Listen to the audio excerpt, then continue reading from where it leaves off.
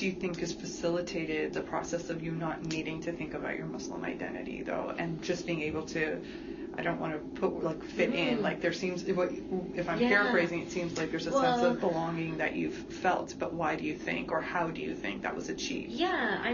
So from a very young age, it was always just a piece of me, and it always just came with me, being Muslim, identifying as a Muslim Pakistani woman, and like being very cultured in my home. Like, it spilled out into my everyday life.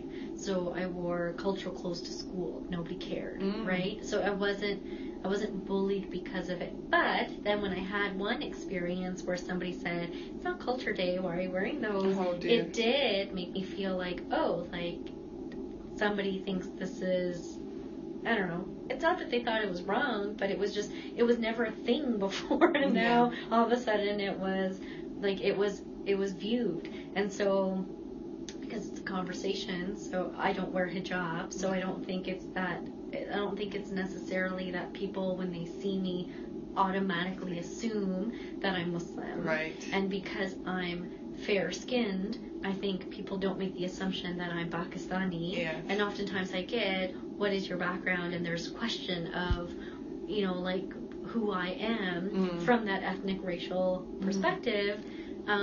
So that probably has given me that privilege.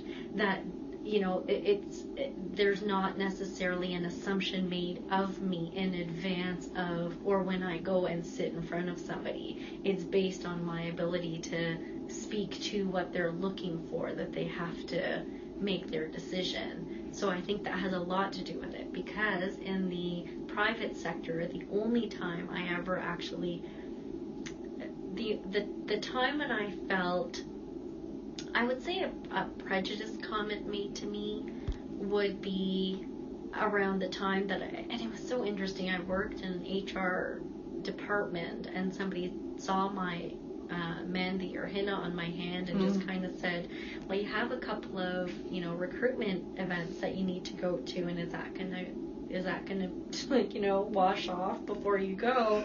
And I remember thinking,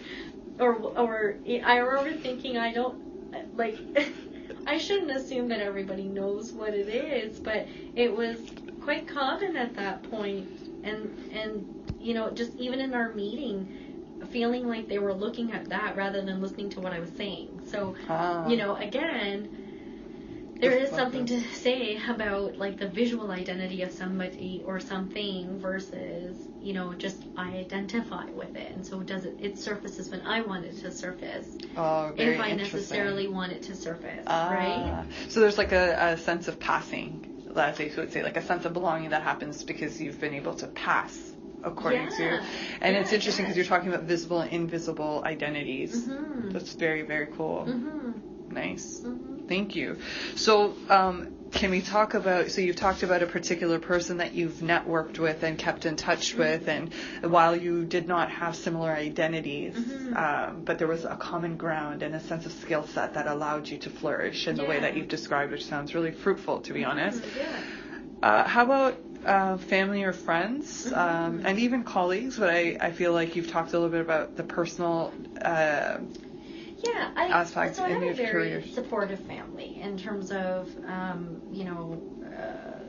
the ability to work at any level, right? So when I moved from a management role to a not management role when I came to this university, and it was on the basis that I knew I needed to build my experience and start somewhere to be able to find my ground here. Right. And so there was no question of, but it's not even a lateral move. Like, there was just an understanding that, I was moving because this was the right thing for me.